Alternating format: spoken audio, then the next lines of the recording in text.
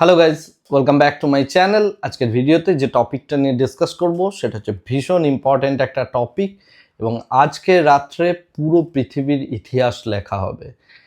এতটাই গুরুত্বপূর্ণ আজকের দিনটা এবং আজকের রাতটা সম্পূর্ণভাবে এর গুরুত্ব প্রচণ্ড পরিমাণের রয়েছে। কেন, কি কারণে এই সমস্ত কথাগুলো বলছি সেটার আজকে পুরো বিস্তারিত আলোচনা করব। তো প্রথম কথা হচ্ছে যে আজকে আমাদের যে মার্কেটটা আমরা দেখলাম সেটা যথারীতি একটা ডাউন ট্রেন্ডের মার্কেটের মধ্যে বেশ বড় রকমের সেল অফ আমরা কন্টিনিউয়াসলি দেখতে পাচ্ছি এবং এর সব থেকে বড় যে কারণ রয়েছে সেটা হচ্ছে ডোনাল্ড ট্রাম্প এবং তিনি যেভাবে একটার পর একটা ডিসরাপশন নিয়ে আসছেন বা বিভিন্ন রকম ডিসরাপটিভ নিউজগুলো নিয়ে আসছেন, তাতে করে পুরো মার্কেটের মধ্যে একটা ভীতির সঞ্চার হয়েছে এবং ভয়ের সঞ্চার হয়েছে, যে কারণে আপনি দেখছেন যে কন্টিনিউয়াসলি ভালো রকমের একটা সেল অফ আমরা মার্কেটে দেখতে পাচ্ছি। ইন্ডিয়ার ক্ষেত্রে বা ভারতবর্ষের ক্ষেত্রে যেটা ইম্পর্টেন্ট, তিনি বলেছেন যে 500%-এর কাছাকাছি ট্যারিফ তিনি আনতে চলেছেন ইত্যাদি ইত্যাদি বিষয়গুলো। কিন্তু এই প্রত্যেকটা জিনিস তখনই অ্যাপ্লিকেবল হবে যদি এই ট্যারিফের ব্যাপারটা লিগালি অ্যাপ্রুভ করে দেওয়া হয় ইউএসএ সুপ্রিম কোর্টের কাছ থেকে। তো আজকে হচ্ছে ওপিনিয়ন ডে বা ডিসিশন মেকিং ডে ইউএসের সুপ্রিম কোর্টের কাছে। তাদের ট্যারিফের এগেনস্টে যে কেসটা চলছে, অর্থাৎ ডোনাল্ড ট্রাম্পের এগেনস্টে যে কেসটা চলছে, সেই কেসটার আজকে শুনানি হবে এবং সেক্ষেত্রে ওপিনিয়ন বা যে রায় দেওয়ার সেই রায়টা মোটামুটিভাবে দেবেন হচ্ছে ইউএসের জাজ। এখন যেটা ইম্পর্টেন্ট, এই রায়টা যদি পজিটিভ হয়, পজিটিভ ইন দ্য সেন্স যদি এই রায়টা বলে যে ডোনাল্ড ট্রাম্প যে কাজটা করেছেন বা এই যে ট্যারিফ এটা সম্পূর্ণ লিগালি ঠিক আছে, তাহলে এই ট্যারিফ কিন্তু থাকবে এবং আগামী দিনে ডোনাল্ড ট্রাম্প আরও বেশি ভয়ানক হয়ে যাবেন এবং তিনি যা খুশি তাই ট্যারিফ আরোপ করতে পারেন পৃথিবীর অন্যান্য দেশগুলোর কাছে। তো সেই দিকটার দিকে যদি আমরা মাথায় রাখি এবং এই ট্যারিফ যদি ইমপ্লিমেন্ট হয়ে যায়, সেটা ইন্ডিয়ান মার্কেটের জন্য যথেষ্ট ভয়ানক একটা বিষয় হতে চলেছে এবং তিনি রীতিমতো যে কোনো কান্ট্রিকেই থ্রেট দেবেন এবং যেটা গ্লোবাল ইকোনমির জন্য কিন্তু ভীষণ ভয়ঙ্কর একটা দিন আসতে চলেছে যদি এই ট্যারিফটাকে ইউএসের সুপ্রিম কোর্ট লিগ্যাল করে দেয়। আর যদি এটাকে ইললিগাল ঘোষণা করে সম্পূর্ণভাবে ত্যাগ করতে বলা হয় ইউএস গভর্নমেন্টকে, তাহলে যেটা দেখা দেবে সেটা হচ্ছে আমাদের মার্কেটের জন্য টু সাম এক্সটেন্ট একটা আমরা ভালো রকমের রিলিফ পাবো এবং পৃথিবীর অন্যান্য বিভিন্ন দেশগুলো রিলিফ পাবে। তথাপি আমেরিকার যে জনগণ আছে তারাও ভালো পরিমাণে একটা রিলিফ পাবে।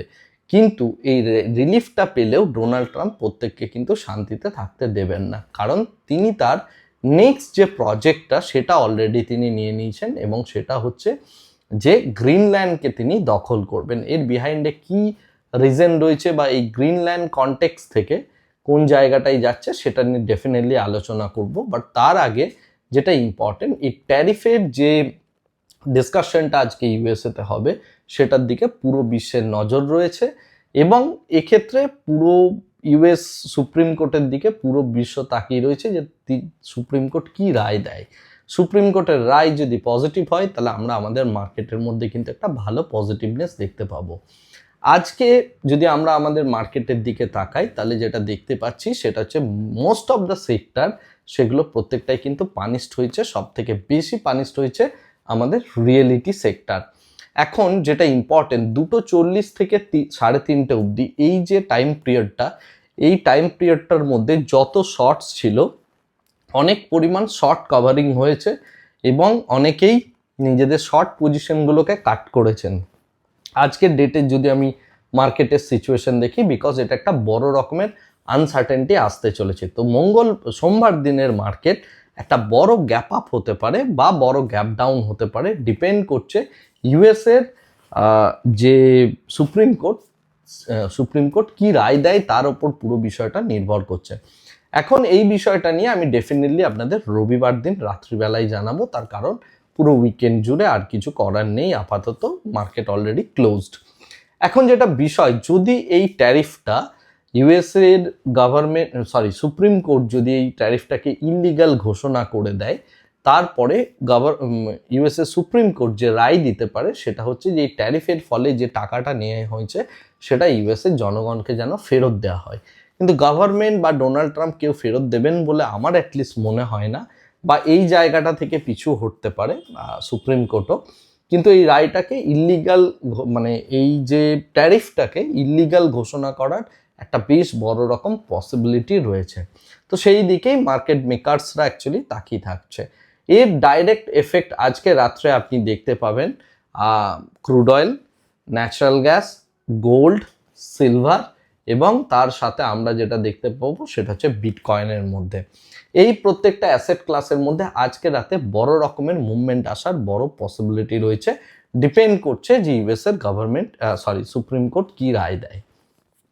যাই হোক, তো রায়টা যাই হোক না কেন, ডোনাল্ড ট্রাম্প কাউকেই শান্তিতে থাকতে দেবেন না। তার কারণ তিনি তার পরবর্তী প্রজেক্ট যে গ্রিনল্যান্ড তিনি দখল করতে চলেছেন সেই বিষয়টা নিয়ে তিনি জানিয়েছেন। এখন গ্রিনল্যান্ড যদি ইউএসএ দখল করতে যায়, গ্রিনল্যান্ড আমরা প্রত্যেকেই জানি যেটা ডেনমার্কের অধীনে। ডেনমার্ক তার যে বাজেট, সেই বাজেট থেকে বেশ বড় পরিমাণ একটা টাকা গ্রিনল্যান্ডের জন্য খরচা করে, এবং গ্রিনল্যান্ড এর নিজস্ব প্রাইম মিনিস্টার বা নিজস্ব ব্যবস্থা থাকলেও অনেকটা পরিমাণ কিন্তু ডেনমার্কের ওপর তারা দায়ী, বা তারা অনেকটা পরিমাণ নির্ভর করে বেসিক্যালি। এখন যেটা বিষয় সেটা হচ্ছে ডোনাল্ড ট্রাম্প কেন গ্রিনল্যান্ড দখল করতে চলেছেন।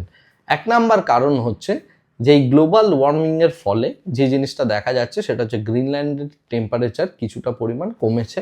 সেকেন্ড যে বিষয়টা, ওখানে পরিশুদ্ধ জল পাওয়া যাচ্ছে, ওয়েদার যথেষ্ট ভালো, এবং সব থেকে ইম্পর্টেন্ট স্যাম অলম্যান থেকে শুরু করে যত বড় বড় ইউএসএ টেক জায়ান্টরা রয়েছে তারা প্রত্যেকে গ্রিনল্যান্ডের মধ্যে গিয়ে থাকতে চাইছেন, এবং ওখান থেকে পুরো পৃথিবীকে কন্ট্রোল করার জন্য কয়েকটা বড় বড় টেক কোম্পানিরা ওখানে অফিস বানাতে চাইছেন, যেখান থেকে অ্যাকচুয়ালি যেটা পুরোপুরি সেপারেটেড হবে, এবং তার সাথে আটলান্টিক মহাসাগরের মধ্যে যেটা দেখা যাবে সেটা হচ্ছে ইউএসএর টোটাল সেনাবাহিনী সেই পুরো ওই গ্রিনল্যান্ডকে ঘিরে থাকবে এবং ফুল প্রোটেকশন দেবে।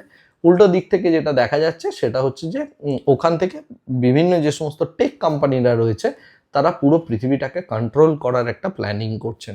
তো এই পুরো বিষয়টাকে ডোনাল্ড ট্রাম্প কয়েক স্টেপ আগিয়ে রাখতে চাইছেন, কারণ আমরা জানি যে ডিডলারাইজেশন বা গ্লোবালাইজেশনের উল্টো পথে যদি পুরো পৃথিবী হাঁটে তাহলে পুরো পৃথিবীকে কন্ট্রোল করার জন্য বিভিন্ন যে সমস্ত বড় বড় মাল্টিন্যাশনাল কোম্পানিরা রয়েছে তারা কিন্তু এই টাইপের ব্যবস্থা করতে চলেছে।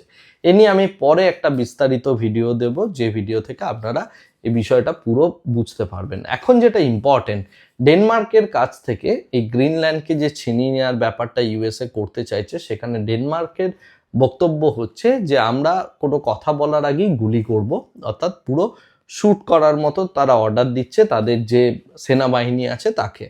সুতরাং এখানে যেটা দেখা দিচ্ছে যে মানে ট্যাকটিক্স বা যে মানে প্রবলেমটা যেটা দেখা দিচ্ছে সেটা হচ্ছে অ্যাকচুয়ালি নেটোর অধীনে রয়েছে আমেরিকা, এবং তার সাথে ইউরোপিয়ান ইউনিয়নের প্রত্যেকেই রয়েছেন। এখন যদি আমেরিকা এইভাবে থ্রেট দেয় ডেনমার্কে, যারা দুজনেই নেটোর মেম্বার, তো সেক্ষেত্রে নেটো ভেঙে যাওয়ার একটা বড় মানে চান্সেস তৈরি হচ্ছে। উল্টো দিক থেকে দেখতে গেলে ফ্রান্স সহ যত মানে ইউরোপিয়ান ইউনিয়নের কান্ট্রিরা রয়েছে তারা প্রত্যেকে কিন্তু ইউএসএর এগেনস্টে যেতে পারে।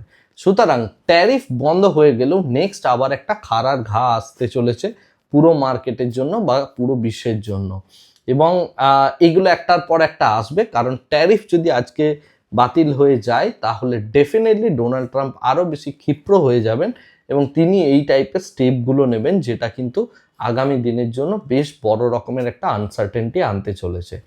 দেখা যাক আলটিমেট বিষয়টা কোন জায়গায় যায়। যেমনভাবে পুরো বিষয়টা প্লে আউট হবে আমি আপনাদের জানাতে থাকবো।